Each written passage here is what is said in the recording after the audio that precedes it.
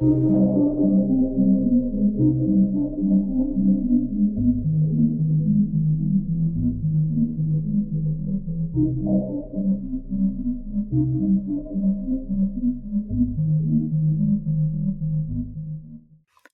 ghosties. You're listening to Not My Ghost. Not My Problem. I'm Kelly. And I'm Jen. Whether you're a skeptic, a true believer, or somewhere in between, join us for a journey into the unknown. Because remember, when it comes to the paranormal, it may not be our problem. But it's certainly someone's problem.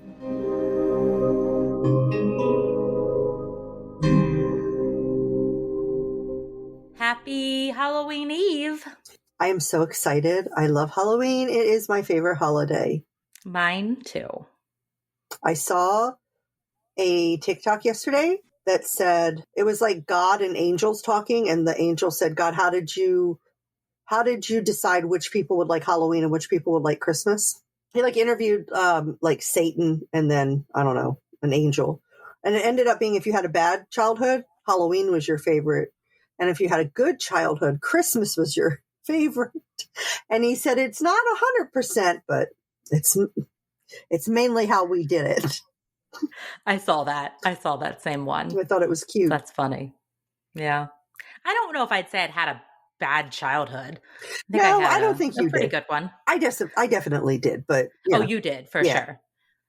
Yeah. I mean, I like Christmas too, but Halloween's definitely my favorite. I like Christmas now. I started liking Christmas 7 years ago when I went no contact with my mom. I was about to say, is that when you cut off your mom? Yes, the first Christmas without all of her drama. And I was like, oh, we can enjoy this holiday.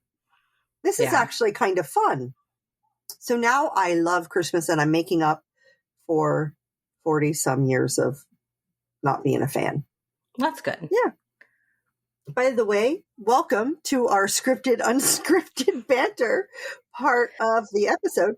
I do just have to point out that before we started this episode, Kelly said, we should start every episode by saying, this is our scripted, unscripted banter. And I said, absolutely not. Part of the appeal of us is that we forget to say it until we're about halfway through. And then we remember. So you're just telling everybody that we planned this? No, I'm just telling everybody that you wanted to change the plan. We didn't plan it. We said it when we thought about it. That's true. You wanted to change the plan and say it at the beginning. I don't know. My brain tells me we should be organized, but no. I also have a brain that doesn't organize. Yes. That's the problem with ADHD people a lot of times. Yes, it's a constant battle. Yeah. We want to be organized, but then we really struggle. Yes. I have a question for you today, Jen. Okay. I'm glad you do, because I don't. I want to know what you are going to dress up as for Halloween. Nothing, because I'm sad and lame and have nothing to do and no plans on Halloween. You want to fly here? I wish I could. Yeah, I wish you could too. But I was going to dress up as Hecate, the Greek goddess, because I was supposed to go on a cruise with my friend Kristen. Hi, Kristen. Hi, Kristen. And unfortunately, another friend decided that they wanted to join us on this cruise. And then this friend got a girlfriend and then suddenly decided he no longer wanted to join us on this cruise. And we had changed reservations and I was supposed to be staying with him and then I wasn't. And now I'm not going at all. That's a big steaming pile of dog shit is what that is. It is. I'm still very sad about it. But we were all going to, everybody that was there on the cruise that was going to dress up as some type of Greek god or goddess. And it was going to be super cute. And I still have the dress that I was going to buy in my Amazon cart. So maybe one day I'll still buy it. I wasn't sure. I didn't know that you were going to be going on Halloween, for the cruise.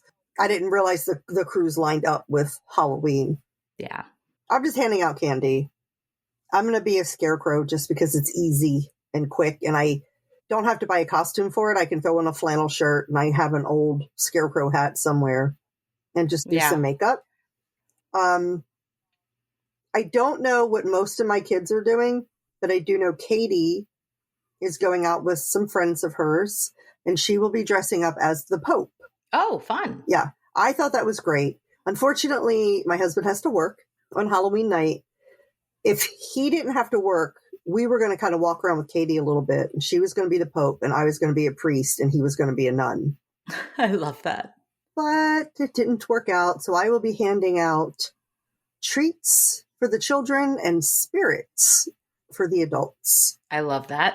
I wish I was trick-or-treating at your house. I got a bunch of Jell-O shot syringes. I'm going to put red Jell-O shots in them for the adults. That's awesome. Yeah, I don't know if there will be trick-or-treaters at my apartment. I would imagine that they would probably go next door to like the much bigger neighborhood, right, rather than the apartment. But this is probably the first Halloween that the apartment's even been open, because it's a brand new apartment complex. But well, make sure you buy some candy that you like, so if nobody shows up, I can get fatter and eat it all. What would that candy be? Reese's. Yes, just like Reese's Pieces. It's a guy named Reese, and those are his pieces. And people say Reese's Pieces, and I've never heard anybody ask for pieces of pizza before. It's Reese's Pieces. Okay. Well, that whatever it's called is my favorite. This is a pet peeve of mine, and I will die on this hill. It is Reese's Pieces. You have a lot of hills that you're going to die on. I do. You are not wrong. I am old. I have climbed a lot of hills. I have collected a bunch of things, and I will die on them all. Mine would be Snickers. Okay. I thought you were going to say, like, actually, it's pronounced Snickers or something. Oh, no. No. All right. Yeah. Well, what are we talking about today, Jen? We are doing a Halloween-themed episode. We are. Because it's Halloween tomorrow. That's right. For the month of October, you got 4 themed episodes of horror movies based off of true stories. Because October is amazing and has 5 Wednesdays in it this year, you get an extra episode. And we decided to kind of share it. So we'll each be talking about a couple of different things and just Halloween and Halloween-themed attractions and fall events and everything you like to do in the fall. Right. Literally the best part of the entire year and the fun things to do. Exactly. At the end, it's going to get a little darker, but... it gets a little dark. But it has to. We're a paranormal podcast. It's got to get dark. Shall I go first? Yes, please. Awesome. Entertain me. The first thing we are going to talk about for this Halloween-themed episode is corn mazes. Ooh, I like corn and mazes. Right. Sorry, side note, because my ADHD brain, I miss corn. I miss Maryland sweet corn. This is the first year of my entire life that, well, no, I lied. I didn't get any last year because I left in early July, and that's about the time that it comes out. So yeah, I have went 2 years without a piece of Maryland sweet corn. I didn't realize they don't have sweet corn in Florida. It's not the same. It's not the same. I just figured sweet corn was sweet Maryland. Corn. Yeah. No. Well, I mean, they have corn and you can buy it and it's fine. But it's not home. Yeah. Just like we can technically buy blue crabs down here, but they don't taste like regular, like Maryland blue crabs. I need you actually to come down here when I get back from Iowa. We're going to Iowa to visit family this week because the corn maze by my house is Taylor Swift themed. Oh. And you go through it and they'll have questions like Taylor Swift trivia or things about lyrics. And if you know the answer, then it will tell you which way to go to get to you have to find then the next spot. And then it'll ask you another question. It's really kind of cool. I would be good with the lyric questions, but probably not as much about trivia. Well, I think it's probably mainly like album titles and things like that. That stuff I can do. I know her music and her songs and her albums, but I'm not like I'm obsessed with Taylor Swift. I have to know everything about her. When's her birthday? Which if you're that person, I do know that. It's December 13th, 1989. I knew you would, but yeah, no hate. If you know absolutely everything there is to know about Taylor Swift, Great. Yeah. Send us an She's email. a great person to be obsessed with. Yeah, fill us in. Yeah, I love her. Right. I do. Big fan. Yeah, huge fan. Okay. So as I was saying, corn mazes, and we're going to talk about the backstory. Okay. Kind of how they came into spookiness. I have no idea how this happened, so I'm really excited to hear. Right. I mean, other than corn mazes being at this time of year because that's when the corn is tall. That's the history right that's there. That's it. That's the history. We're done. Next. Move on to the next topic. Okay. Corn mazes have a spooky backstory rooted in both ancient and modern folklore. While today's corn mazes are fun attractions, their origins are connected to myths, harvest rituals, and ghostly tales. Ooh. The idea of a maze itself dates back to ancient times, with labyrinths symbolizing mystical journeys, traps for malevolent spirits, and paths to enlightenment. Corn specifically became tied to those ideas as it was one of the staple crops in many cultures, especially in North America. The spooky legend begins with the Native American mythology surrounding maize, which is M-A-I-Z-E, which is the Native American word for corn, is maize. Oh, okay. I did not know that. Yeah. Corn was considered a sacred crop. I did know that. Yes, they considered it gifted by the spirits of the land. As harvest season approached, it was said that the spirits of the cornfields would get restless. These spirits, called plant walkers, were thought to protect the fields from thieves and those who disrespected the crops. However, if the spirits were angered, they would trap wandering humans in the fields, creating twisted, endless paths to confuse them. That's terrifying. Yeah. Farmers would leave offerings at the edges of their fields to appease these spirits. Smart. Yeah. This belief evolved when European settlers arrived, colonizers. Yeah. The colonizers brought their own superstitions, including the concept of haunted fields and spectral figures that roamed the rural landscape. The idea that cornfields were inhabited by vengeful spirits grew, especially during autumn when the harvest was ending and the land seemed so eerily quiet. That's interesting. Yeah, I thought so too. I think for us it feels eerie because of the time of year. Yeah. But back before it was really a thing, you can see how that feeling is what led to, I don't know, how we feel about it today. Yeah.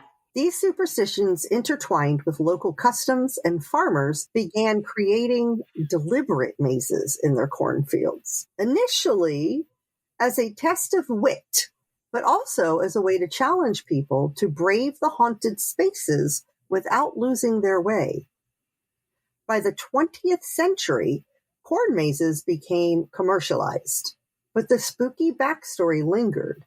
In many rural areas, stories of children getting lost in cornfields and encountering ghostly figures were whispered around campfires. Some even claimed to hear the rustling of unseen beings in the fields at night, a reminder that the land still held on to its old supernatural connections. If you walk through a corn maze, remember that the twisted paths once served as traps for restless spirits of the harvest. And I thought that was interesting when you think of movies like, I don't know if you've ever seen Field of Dreams. No. It's a movie. It was filmed in Iowa, right across the street from where my husband's high school was. Oh, wow. And it's about these people that Kevin Costner's in it. He buys a farm. There's cornfields, and he keeps hearing this voice saying, if you build it, it will come. Oh, I've heard of that phrase. But... Right. He builds a big big baseball field. And then the ghosts of baseball players throughout history that have passed on come out of the corn, and they all play ball together. There's a lot more to it to that. It's really a good movie, but that's just a quick synopsis. Okay. Also, I was thinking when I was doing this research of movies like Children of the Corn. Yes. Which, creepy kids getting lost in there. There's several movies where the corn seems to you'll be running down and then you'll see the leaves kind of go right in front of the path and close that way off. forcing them to turn another way. Do you ever seen, I'm sure you have, but the episode of Impractical Jokers where for Sal's punishment, they make him go into the corn maze? Yes, I have. Oh, that was a great one. That was a great Sal one. is a little bit of a scaredy cat when it comes to things like that. He is pure gold. He is. I saw his stand-up not too long ago. Oh, yeah?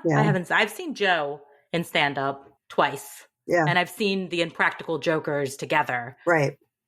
But I haven't seen any of the other ones. Yep. I saw Sal with his friend Chris DiStefano, who's another comedian that I really like. Oh, nice. Yeah. So I'm going to tell you a story. I like stories. The Ghost of Jacob's Farm. And this is like a ghosty story to go along with our corn mazes. Okay. Jacob Nelson was a hardworking farmer who owned a large piece of land that included the cornfield, which he had turned into a maze during the Great Depression to attract visitors and earn extra money. I don't know where those people were getting the money from to spend on the cornfield, but he was known to be a kind but solitary man, often seen working his fields late into the night. Tragically, Jacob disappeared one autumn evening in 1935, just before the harvest. The townspeople searched for days, but no trace of him was ever found. Some say that Jacob had been working in the maze that night, preparing it for the town's Halloween festival, when a terrible storm rolled in. The winds howled through the corn, and strange lights were seen flickering deep within the maze. Aliens? You think maybe aliens? Could be. Yeah. They like to leave crop circles, right? That's a thing. Yeah, it's a thing. Locals believe Jacob got caught up in the storm and became lost in his own creation.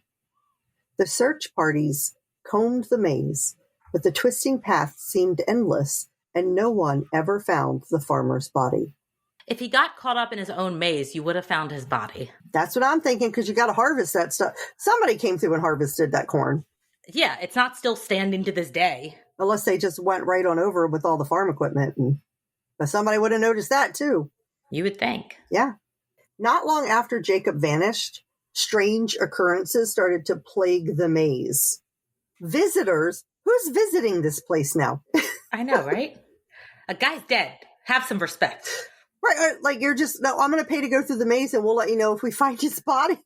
Yeah, we're just going to go through the maze, and if we find his body, we'll give you a holler. It's Halloween. Dead bodies are just a part of it. Exactly. So visitors reported hearing footsteps behind them when no one was there, and some claimed to feel icy hands brush their skin as they wandered through the tall corn. The most chilling part of the story were the sightings of Jacob himself. Multiple witnesses described seeing a shadowy figure wearing a long coat and a wide-brimmed hat, wandering through the maze with a lantern. His face was never fully visible, but some said his eyes glowed a faint, ghostly light. Oh, interesting. I wonder if he had that lantern with him when he died, or... I would imagine. I mean, unless you go to the ghost lantern store and buy it in the afterlife. That's possible, too. Right. So one famous account comes from a group of teenagers who entered the maze on a dare late one Halloween night. They claimed they saw a figure walking ahead of them holding a lantern, which they assumed was another visitor. Good assumption. Yeah. I mean, why else would you think? Right. My first thought wouldn't be ghost. Right. However, no matter how fast they ran, they could never catch up to him, which is weird because he's just walking through it. Yeah. Suddenly, the figure turned and then vanished into thin air, leaving the group panicked and running for the exit. One of them, upon returning home, found an old rusty lantern on their front porch the next morning. That's ominous. That's creepy. Yeah, I don't like that at all. Over the years, the maze became known as the place to encounter Jacob's restless spirit. Locals believe that he still wandered the maze, searching for a way out, but forever trapped by the paths he had created. Despite the hauntings, people continue to visit the maze each year, drawn in by the chance of seeing the ghostly farmer. Some say that if you visit the maze on a stormy autumn night, you can still hear Jacob's voice on the wind, whispering through the corn, or see a faint flicker of his lantern as he tries to guide lost souls out of the maze. But beware, following Jacob might mean losing yourself forever. Ooh, where is this maze? I thought I had read that it was in Pennsylvania. Okay. And then I saw another thing that said it was in Ohio. Oh. Now, Pennsylvania and Ohio do meet in some places. I don't know which one it was, if it was Pennsylvania or Ohio. Yeah, I want to go. It sounds fun. It does sound fun. Add it to the bucket list. The spooky Add bucket it. list. All right, Yep. Jen, it's your turn. What are we talking about? We are talking about haunted houses. And when I say haunted houses, I am not talking about, well, I mean, kind of, I'm talking about actual haunted houses, but more so the haunted houses that you go walk through where people come out and scare you and are set up to be scary. Those haunted houses. Both kinds of haunted houses I love.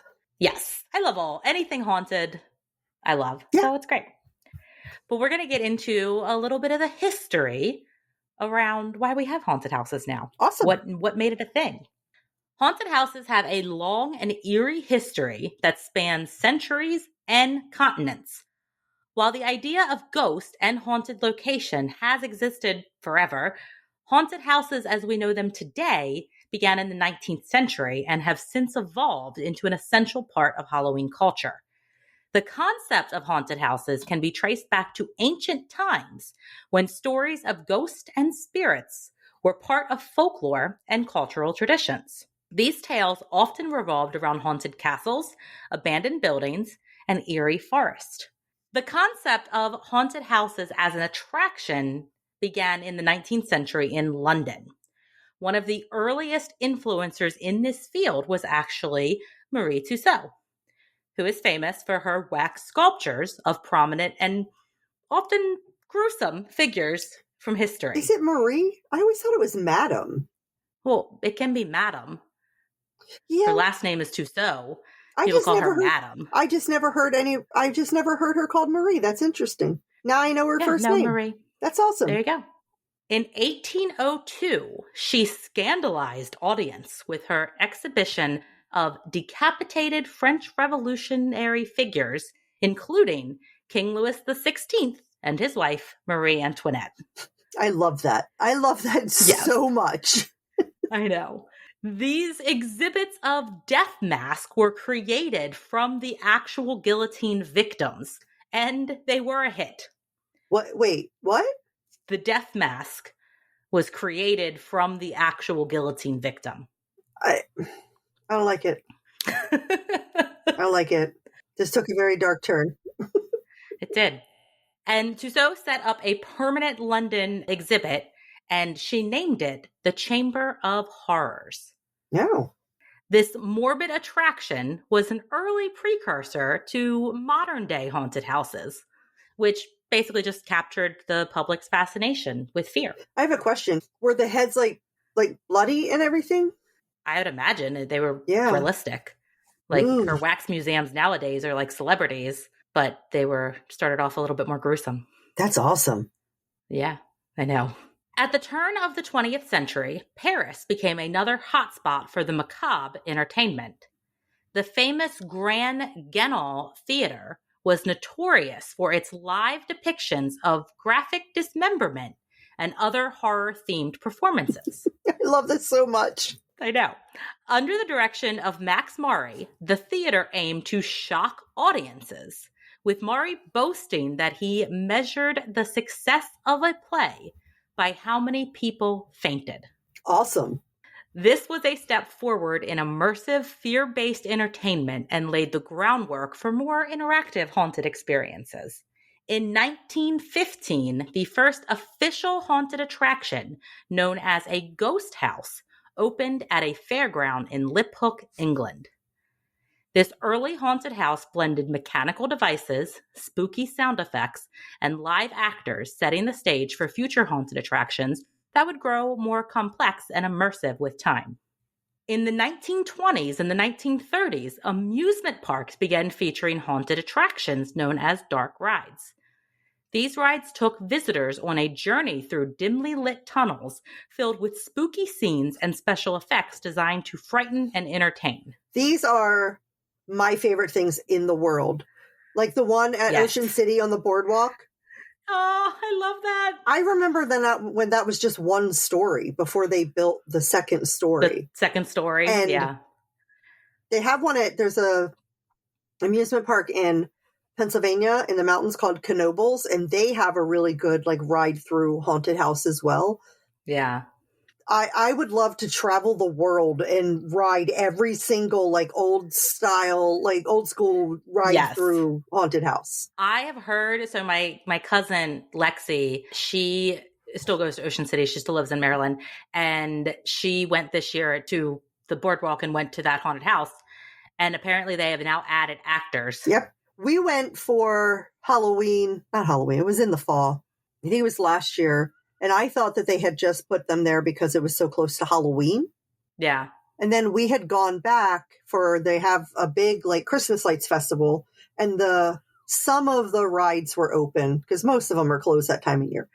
And the haunted house was one of them, and they were still in there for the Christmas. Awesome. So I was like, oh, they're doing this all year. But it is freaky because we're riding on the cart, and I'm talking to Nick. I'm like, you know, the one where the guy's like hanging, like you're kind of going down, you see the guy hanging. I'm downhill, like, yeah. And I'm like, that's the same like curtain that's been there since like I was a kid. And I'm starting to tell Nick that, and I just get a glimpse of something here, and I turned my head to the left, and Michael Myers' face is just right here, and the guy's he's just walking next to the cart.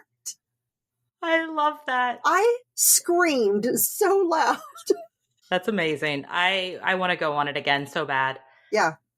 And the first time we saw him, we had just gone up the top level, and before we could go, because it goes outside before, and then it goes back in, and we just see Michael. Hold on. You know the door when you go back in, do people still stick gum on it? Yes. Okay. I used to do that as a kid. That was the one time we were allowed to stick our gum somewhere because everybody did it. We had just come out to the outside part, and we saw, this is the first time we knew actors were in there. We just saw Michael Myers standing by the door that goes in, and he's got a knife in his hand, and he's just kind of staring at us. And then before our cart goes to turn to go back into it, he just dips in. So I'm thinking he's going to be right around the door. Nah. No, he got all deep in there, and he was just jumping out. They must have multiple Michael Myers in this thing because they were just jumping out everywhere. I love it. It was the best. Yeah, that's a fun ride. Okay, I'm sorry to derail your stuff. Go ahead. That's okay. Dark rides gained widespread popularity in amusement parks across the United States and Europe. Notable examples included the Pretzel Amusement Ride Company. In 1928, the Pretzel Amusement Ride Company introduced the Pretzel Ride, which is one of the earliest dark rides. Does not sound like a dark ride, but apparently it was.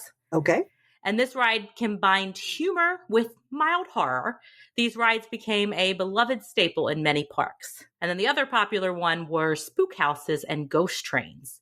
And many parks added these spook houses and ghost trains, which used mechanical props, eerie lighting, and early animatronics to create thrilling and immersive experiences for riders. Haunted houses found new life in the United States during the Great Depression. As a way to keep children entertained and prevent them from engaging in Halloween pranks that often turned into acts of vandalism, parents began creating haunted house attractions in their basements. Okay. Mm-hmm. That's weird. It's not just me, right? No, that's weird. Okay. Yeah. But again, this is the Great Depression. Right. So... They're trying to keep the kids entertained. I understand that. Yeah. Yeah. People weren't as worried about murderers and rapists at this time. Because they didn't have the news. Exactly. Groups of families would decorate their homes and organize house-to-house parties where children could walk from one haunted basement to another. These early haunted houses were primitive by today's standards, but they helped kind of shape the Halloween tradition that we know today. The rise of haunted houses in the U.S. also coincided with the spread of trick-or-treating and other Halloween customs, which was, again, a way to have families celebrate the holiday while also keeping their children occupied. Okay. Lisa Morton, who is the author of Trick or Treat, A History of Halloween, which is now on my reading list because I want to read that, notes that haunted houses emerged alongside trick-or-treating as a way for communities to curb mischief. The haunted house attraction quickly became a staple of American Halloween culture. Now, the haunted house industry got its biggest boost in 1969. Do you know what opened in 1969? What opened in 1969? Yes. I have no idea. Disneyland's Haunted Mansion. Oh. Is that still open? Yes. I heard they closed and they have one in Disney World, too. Well, I don't know if the one in Disneyland is open, but the one in Disney World is. Okay.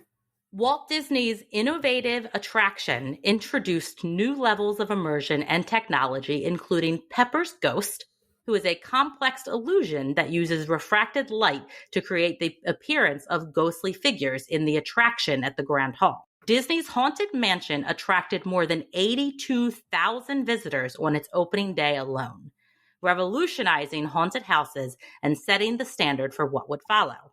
This attraction was a major cultural moment that turned haunted houses from small-scale tradition into widespread commercial phenomenon.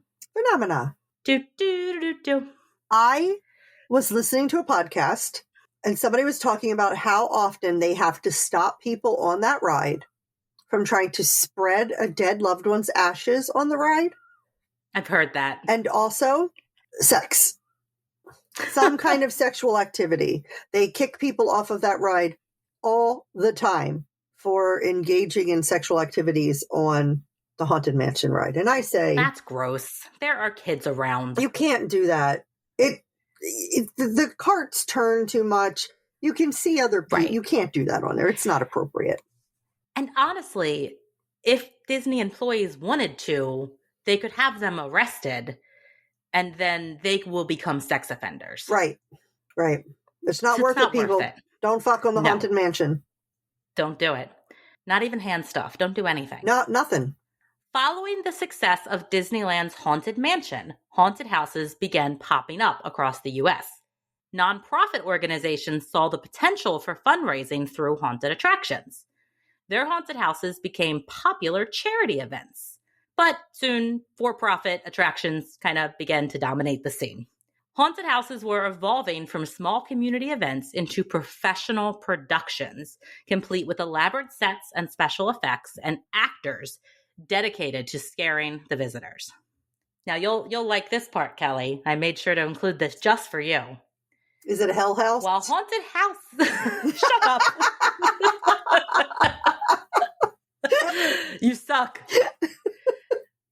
While haunted houses were growing in popularity, another form of a spooky attraction emerged in the 1970s, catering specifically to evangelical Christians. Yep. Hell houses.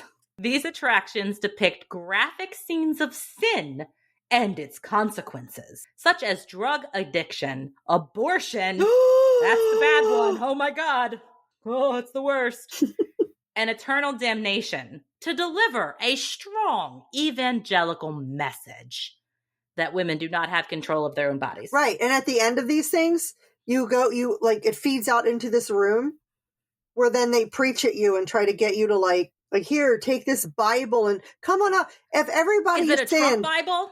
No, not the ones that I've heard of, but it's like probably this year it is. But they're like everybody, like if you want to say this, the sinner's prayer with me, so you can be saved, and I just think the whole thing is gross. It is. It's really gross, especially when you think about. So there's scenes of like drunk driving, or drug addiction, like you said, and they depict that as the drug addict goes to hell. What if you have a teenager in there whose mother died of an overdose? Is that really what you want? That's the loving message of Christ that you want that kid to hear? Yeah, apparently. Yeah, I just say no. Although some of the scenes that I've seen from some of these things are very funny. Yeah, they are kind of funny. Kind of funny, yeah. But hell houses became popular in conservative Christian communities, and by the 1990s, they were widely replicated across the U.S. as tools for outreach and conversion. Mm-hmm. Mm-hmm. Also, during Halloween, evangelicals, like I grew up in like a non-denominational but Pentecostal kind of situation. And, Halloween, ooh, evil, demons. So they would have hallelujah parties instead of on Halloween night, you would go to a hallelujah party.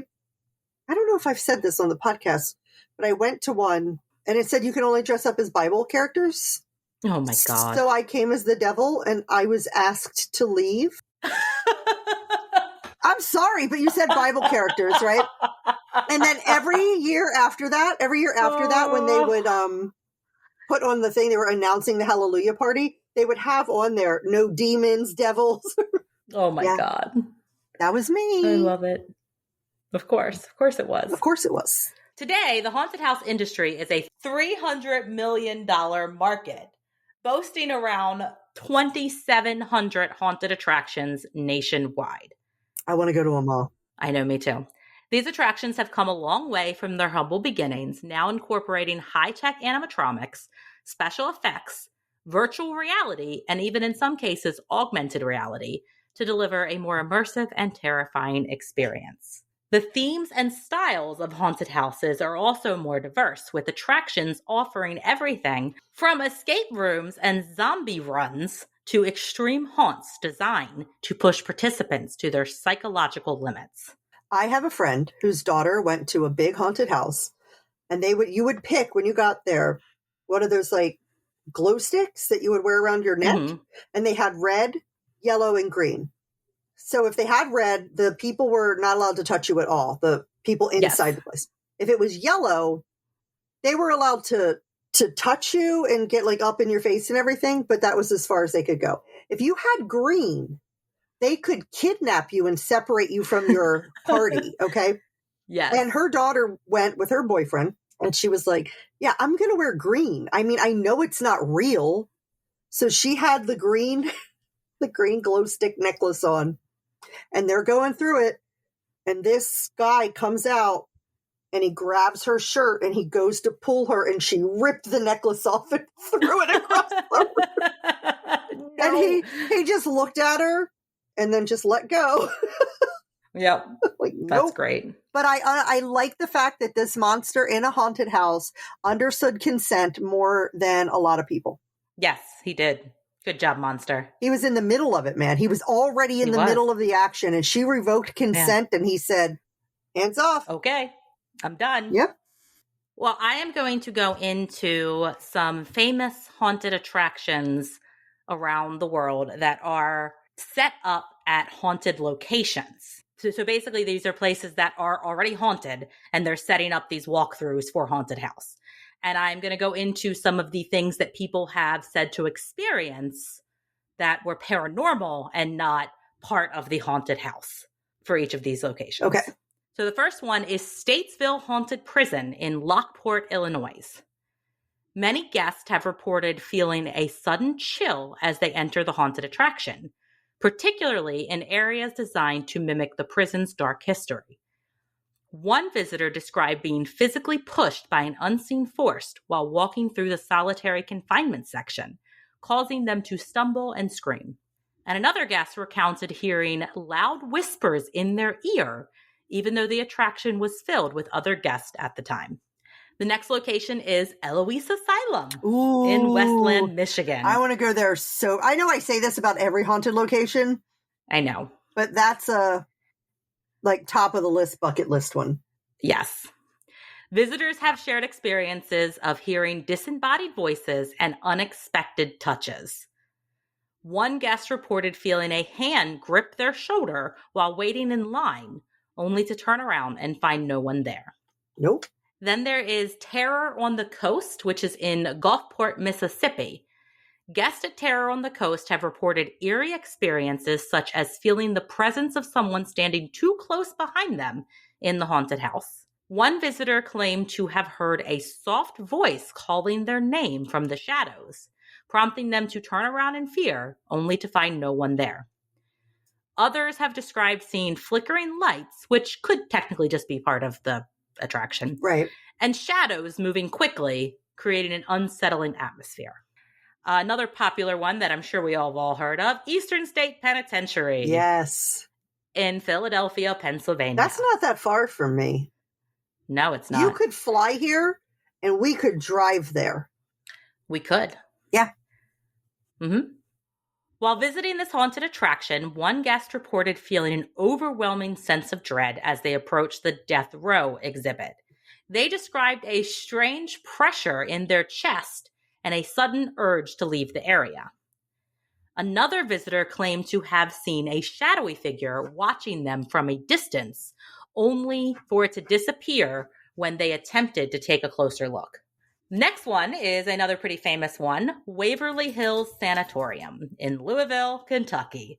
Man, there's so many of these I want to visit. Not just haunted, like Halloween haunted houses, but just in general. Just in general, I know. During the Halloween attraction at Waverly, one visitor reported an icy breeze sweeping past them in a supposedly sealed room. They also claimed to have felt a cold hand resting on their back while they were in a dark corridor.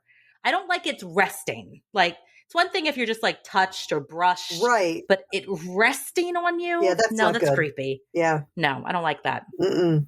Another guest described seeing an apparition of a nurse moving through the attraction, which seemed to vanish as they approached. Then, we all know about this one, Trans-Allegheny Lunatic Asylum. Ooh. In Weston, West Virginia. Guests have shared experiences of feeling watched and hearing faint whispers. One visitor reported that they entered a dark room and the door slammed shut behind them, leaving them in complete darkness. Another guest felt a cold hand touch their arm while they were standing in a section dedicated to the asylum's tragic history, leaving them shaken. I was just watching an episode of Expedition Unknown, and they were at Trans-Allegheny. And there was like the criminally insane ward, and the guy that was taking them around had said the guy that was responsible for doing a head count for all of the prisoners, he would have this phrase he would say. He would say bodies in the doors, and they would all come to the doors of their rooms and they would count the bodies. And 1, 2, 3, okay, everybody's here. And one of the claims was that if you yell that people will see shadow figures like come to the door. Oh, wow. And so they tried it and nothing happened. They decided to leave a camera set up like all night. And when they were off doing other things, you see like a full, like a man shadow figure, like walk, kind of like lean out of the door. You can see his whole body though. And then he takes a step back into it again. Oh, wow. I'm sure I've seen that episode. I've seen them all. Another one that we will all know, Penhurst Asylum. Yay! We've covered so many of these already. We have. Visitors at Penhurst Halloween attraction have reported a wide array of paranormal experiences, often feeling a strong sense of being watched throughout the grounds. Some guests describe feelings of being touched or pulled by unseen forces. Another visitor felt a chilling touch on their arm while standing in an area that recounts the asylum's history, which left them visibly shaken. Which, yeah, it would. Yeah, I can see that. Now, this one is interesting because I did not realize this. Field of Screams, Lancaster, Pennsylvania. Yeah, that's pretty intense. I have been there. Yeah. But I did not realize it was an actual haunted location. I didn't know that either, but the haunted attractions there are terrifying. Terrifying. Visitors to this attraction often describe the unsettling flickering of lights throughout the corn maze, which when they first said flickering of lights, I'm like, again, could be the attraction. But in the corn maze, I mean, I guess they could still Is that the one from Jacob's freaking farm? The flickering lights in it? Because that was that was one of the claims from Jacob's corn maze was flickering lights. Maybe this is the one maybe it's in Lancaster, Pennsylvania. You did say you saw Pennsylvania. Yes, I did. All right. Mm-hmm. I'm putting the pieces together here. Hold on. It gets better. Many report seeing shadowy figures darting between the stalks, only for them to disappear when they turn to look. Yep. One guest claimed they heard whispering voices calling their name, leading them deeper into the maze. As they turned a corner, they found themselves alone in a clearing, feeling an overwhelming sense of being watched. That's interesting. I know. I wonder if this is Jacob's farm. We need to do more research. Yeah, we do. Haunted houses have transformed dramatically in their origins from simple ghost tales and carnival attractions to intricate, high-tech experiences that enthrall and terrify audiences worldwide. Renowned attractions have significantly contributed to this evolution, paving the way for modern-day haunted houses. Whether you prefer classic haunts or the cutting-edge experiences, one thing remains clear. The timeless appeal of a good scare will never be outdated. That is the truth. Yes, it is. Nick asked me if I wanted to go. There's a haunted house in Laurel that he asked me if I wanted to go to, but it was right after the e-bike accident. Oh, yeah. And my body was a little too hurt to feel like if I would like jump around or jump. Yeah. All right. Well, I'm going to talk about pumpkin patches. Oh, pumpkin patches. I got to carve pumpkins last week with my friend Kristen, who came to stay with me during the hurricane. Kristen, thank you so much for going and staying with Jen during the hurricane. I was so worried about you. I was so relieved when Jen told me that you were going to her house. And I thought, I exhaled and I felt like everything was going to be okay because I knew you were going to be safe. And yes, I saw the video you put up with you guys carving. It was so cute. It was cute. We had a lot of fun. I always like pumpkin patches because my favorite book and story of all time is The Great Pumpkin, Charlie Brown. That's fair. That's a good one. Yeah. I have loved that since I was an itty bitty kid. Oh. Many moons ago. Okay. So the spooky backstory behind pumpkin patches is steeped in folklore that ties together the mystical connection between pumpkins, the harvest, and spirits of the dead. These festive patches that dot the countryside in the fall weren't always places of family fun. In some tales, they are believed to be gateways to the spirit world where dark forces lurk among the vines. Ooh. Now, I had never heard that before. I had no idea there was really like a haunted kind of history behind it. Yeah. Long ago, in old European folklore, pumpkins were thought to be more than just fruits. They were linked to the cycle of life, death, and the supernatural. According to legend, the spirit of the harvest lived within each pumpkin. Farmers believed, I know, I thought that was really cool. Farmers believed that disturbing the patch at the wrong time could anger these spirits, who would then haunt the land or curse the crops for the next season. That wouldn't be good. No. They would hold rituals during the harvest to thank these spirits and ensure a bountiful future, leaving offerings in the pumpkin field. Same as like the corn mazes, how they would leave offerings on the edge of the cornfields and stuff. The eerie connection between pumpkin patches and spirits deepened with the arrival of All Hallows Eve, what we now call Halloween. The ancient Celts believed that the veil between the world of the living and the dead was thinnest on that night, and the spirits wandered the earth. It is? It definitely is. Okay. It is. Jack-o'-lanterns were originally carved from turnips or gourds, and then later pumpkins, to ward off these spirits, trapping malevolent beings within the glowing faces carved into the pumpkins. Thus, the pumpkin patch became a place where people believed spirits could hide, waiting to be released if the pumpkins were mishandled. And I believe the reason for carving, like you would take them and put them like at your house in order to keep the spirits away from your house. Yeah. Which is why the carving, and that's why they were faces, because you would want to scare them away. With the scary evil faces. Spirits. Yes, with scary faces. And it is also where the great pumpkin comes in the pumpkin patch. No, he doesn't come there. It is. That's it's where he arrives. Where he arrives. I don't want to think he may have come. I don't want to think about the great pumpkin like that. Okay, sorry. Don't want to ruin your childhood. Your parents did that enough for you. Yes, they did. They most certainly did. In some regions, there are darker tales, such as the story of the Phantom of Hollow Hill, a haunted pumpkin patch where legend says a restless spirit watches over the field every autumn. The story begins with a farmer named Elias Thatcher, who owned a large pumpkin farm in the 1800s. Elias was a greedy man, obsessed with growing the largest pumpkins to win local contests and secure fame. His obsession drove him to make a dark pact with an old woman rumored to be a witch. She promised him that his pumpkins would grow bigger than ever before, but at a terrible cost: his soul. Now, I would like to point out that when we are talking about witches, as with people, there are good witches and there are bad witches. Yes. If you're a witch, like Jen, she is not going to take your soul from you. I'm not. I promise. I don't even know how. She would lose it anyway. I would lose it immediately. Put it down, walk away.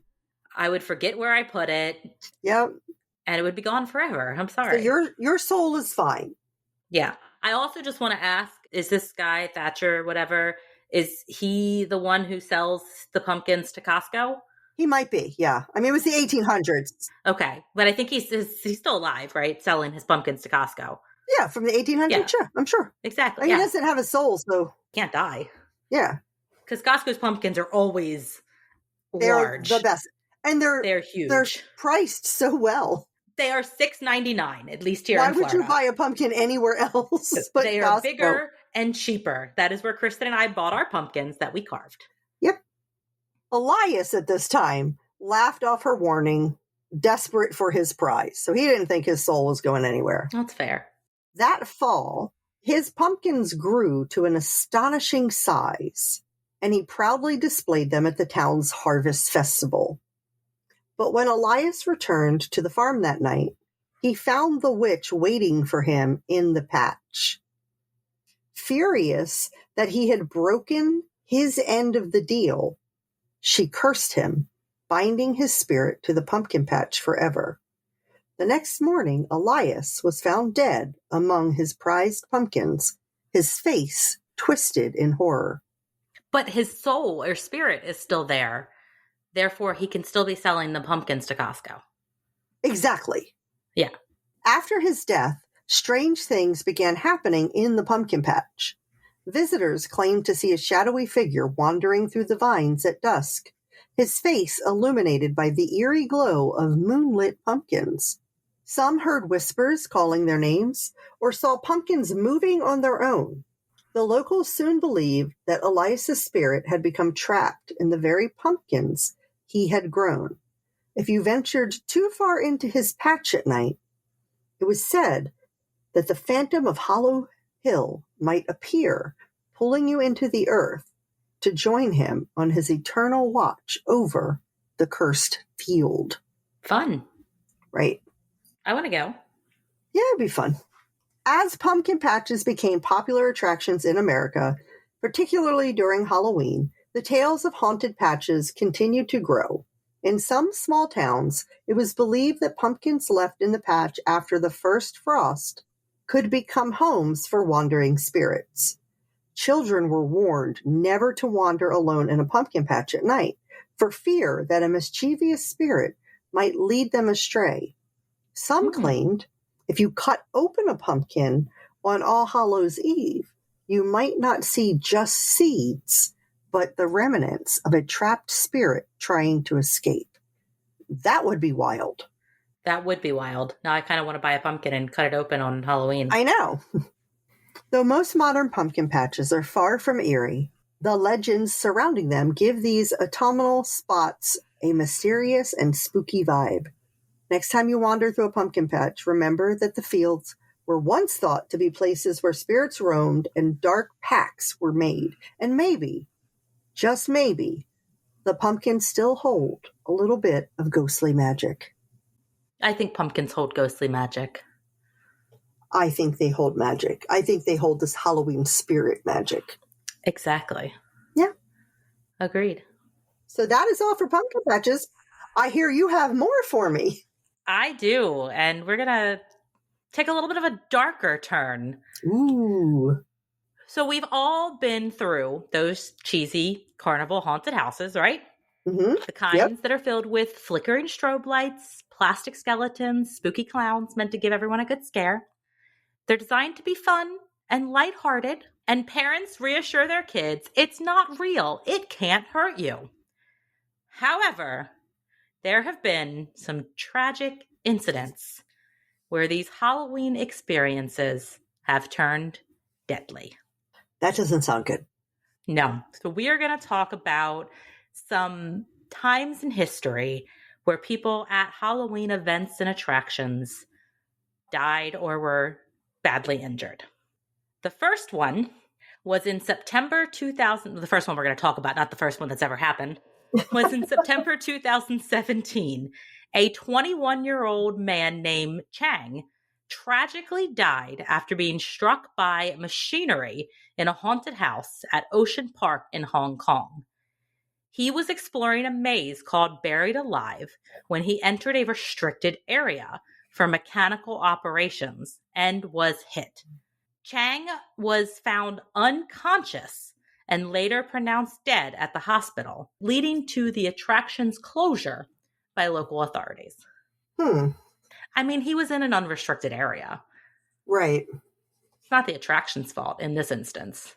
That's true. It's like that. There was a kid at a Six Flags one time whose hat blew off during a ride. Mm-hmm. So he went into a restricted area to grab his hat. And it was one of those roller coasters where like the legs like hang down. Oh, yes. I've heard about this. And as he was back there, the roller coaster came and he was decapitated by the legs of a young girl. And that story must be terrible. Like, people ask you how you broke your leg. What do you tell them? Yeah. I decapitated another person. Not with great. My leg. Well, with my leg. Well, this next story is pretty awful as well. In September 1957, at a high school in Utica, Kansas, there was a Halloween party. And Principal William Hobart Sally pretended to hang from a noose as a part of the Halloween house setup. However, he accidentally slipped, tightening the noose around his neck. Students witnessed this horrific accident as he struggled for his life, turning what was meant to be a fun scare into a tragic event. That's terrible. Talk about trauma. I cannot even imagine those poor kids. No. And that poor man just trying to be a cool principal and make a fun Halloween for his students. It's awful. Next one was on October 2014. A 16-year-old by the name of Christian Faith Bengay visited a haunted attraction where she collapsed due to a fatal heart attack.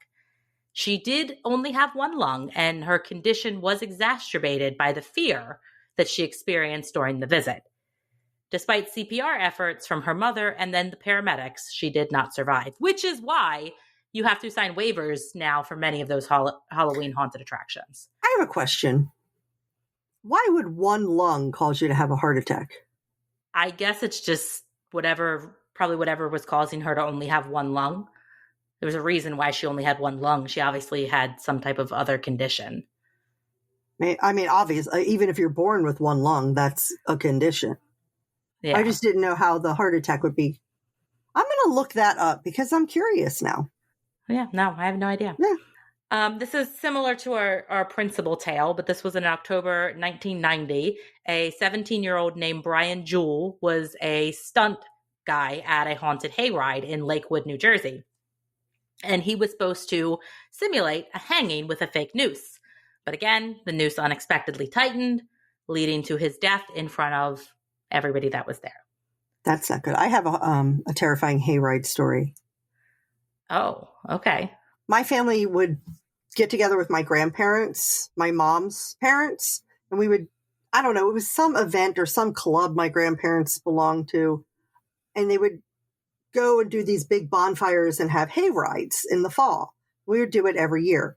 So I was a tiny little child, probably 6, 7 years old. And I was like itty bitty when I was little. My grandfather was a rather large man. We're on the hayride, and I was sitting on my grandfather's lap. I kind of like had my knees on his legs, and I had my hands around his neck. Okay. And the tractor turned to make a turn, and the entire hayride part, the cart flipped over. Oh my God. We were so we flew up into the air and then down.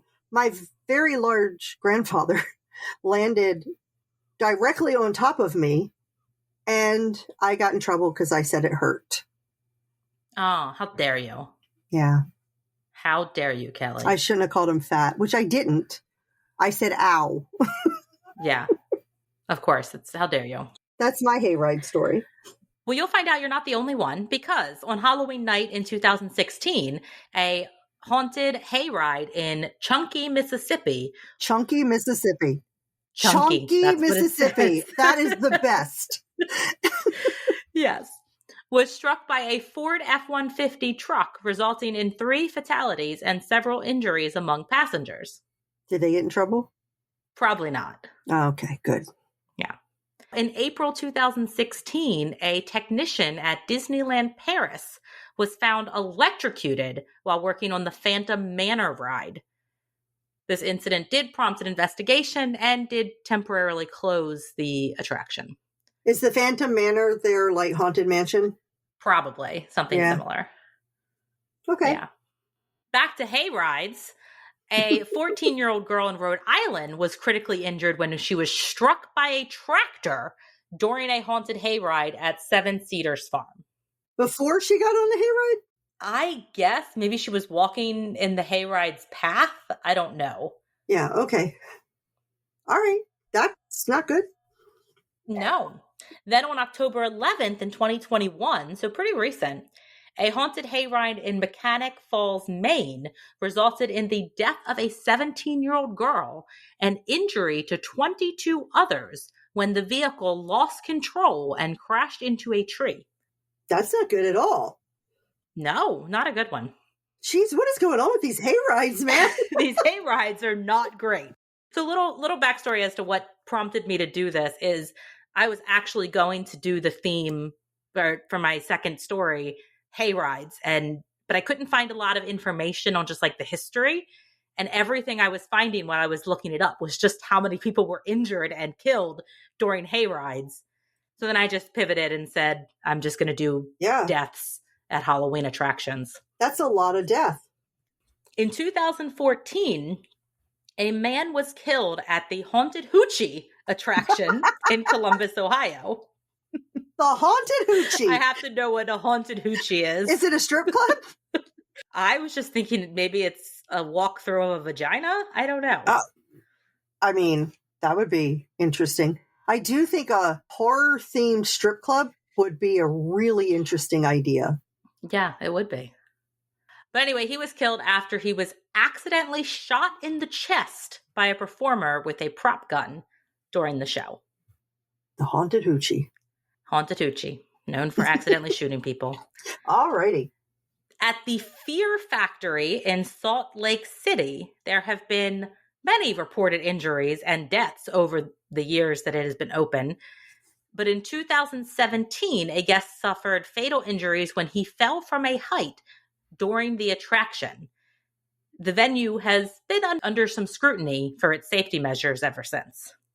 He probably was not supposed to be wherever it was that was up high, but he was. Then, Kelly. Yeah. Have you ever heard of Macamee Manor? No, never. Okay. So this is a extreme haunted house in Tennessee. And it has faced a lot of controversies. I'm pretty sure there's a documentary about it. But basically, it's a torture house. Is this the one you have to like sign a waiver and they will pay you if you make it through it or something? Yes, if you make it through, which no one has ever done. Yeah, I have heard of that. Mm-hmm. Nuts. Yeah. So while there have not been any reported deaths, many participants have described experiences that have led to severe injuries with claims that the attraction pushes the limits of consent and safety. I think that's more than a claim. I think it's pretty accurate. Yeah. In late 2023, the owner faced legal issues, including charges related to attempted murder and rape, which heightened public concerns about the What? attraction's practice. Attempted murder and attempted rape? Basically, you sign a contract that says they can do whatever they want to you. Okay, that's a dumb contract to sign. Yeah, it is. Is there a caveat in there that you can revoke consent? There is, but I forget exactly what it is you have to do. And a lot of times you're in a situation where you can't. Like, they'll like put your head underwater for a long period of time, and you can't be like, whatever. I'm sure there's like a safe word or something. Yeah, you can't say it Or underwater. you're like tied up or gagged. So like you have a safe word, but if you're gagged, you can't say your safe word. It sounds like this guy is just a masochist and wants to hurt people. Yeah, pretty much. That's what I think. Yeah. Mm-hmm. We don't like that one. Fuck that guy. No, we don't like that at all. We're not putting that one on the bucket list. No, that is not on our bucket list. Nope. That is the furthest thing from our bucket list. Yes. So in 2008, a 14-year-old girl died from a heart attack while attending the Halloween Horror Nights at Universal Studios. How many lungs did she have? I didn't say. Okay. Again, why in most of those situations when you buy those tickets or go to those events, you have to sign a waiver. My husband and my kids did this. They went one year and the kids were younger and Katie was like, it wasn't really all that scary, Mom. I've been a couple of times. I think it's terrifying, but not like give me a heart attack terrifying. Yeah. I mean, my kids were fine. As far as haunted houses go, it's one of the best. Some people, things that like my 1-year-old granddaughter might not find scary, it really is truly terrifying to other people. So yes, it is for sure. Yep. In 1984, 8 teenagers died in a fire at a haunted house called the Haunted Castle in New Jersey. I remember this. The fire was caused by faulty electrical wiring and lack of fire safety measures. Yeah, I remember hearing about that. Not in 1980, but like maybe it was on a show or something. Yeah, something afterwards. Yeah. In 2011, a 19-year-old man died after being accidentally shot, so another accidental shooting, at a performance at a Texas Chainsaw Massacre-themed haunted house in New York. No The fun. accident also involved a prop gun being mistaken for a real firearm during the live show. Yeah, not great. No. And last but not least, in 1999, a woman died from a heart attack during the Halloween event at Knott Berry Farm in California. While the cause of death was not directly related to the attraction, the incident does highlight the potential health risk for individuals that have pre-existing conditions when they are attending these high-stress events. Yes. They usually do have warnings out there. Yeah. And that brings us to the end of this episode about the spine-chilling world of haunted houses, pumpkin patches, and corn mazes, where the thrills of the season meet the haunting echoes of real experiences. From the ghostly whispers reported by visitors to the eerie shadows that cross your path, these attractions often deliver more than just a playful scare. They serve as the backdrop for genuine paranormal encounters. This episode is a testament to the complexity of Halloween fun, where joy and fear intertwine, and the thrill of the unknown can lead to unexpected realities. If you loved what you heard, please take a moment to rate, review, and subscribe to our podcast wherever you listen. Your support helps us reach more listeners and share even more spooky stories. And we have a lot of spooky stories that we want to share with you all. We do. We have them planned out pretty much till the end of the year. Yeah. And there's a lot of good ones. Yep. Keep listening. Please. And don't forget to follow us on social media. You can follow us at Instagram at notmyghostpodcast and on Facebook at notmyghost, We post updates, photos, fun pictures. I think would have been last week where we'll have pictures of our Halloween costumes from a couple years ago. We do a lot of fun stuff. Yeah. If you want even more ghostly content, consider joining our Patreon. We have some fantastic exclusive perks for our supporters. Hi, Danny. Hi, Danny. And if you've ever had a spine-tingling paranormal encounter, share your story with us at notmyghostpodcast@gmail.com. And you just might hear it featured on a future episode. At this point, a far future episode, because we need more stories. Please, Send please, us please your write in. stories. Please. We feel our inbox is lonely. It's so lonely. They're going to close it out due to inactivity. Send us your stories. We want to read them. Thank you for joining us on this spooky journey of Halloween attractions. Remember, as you venture out this Halloween season, keep this in mind. If it's not your ghost, it's not your problem. Until next time, stay spooky and stay skeptical.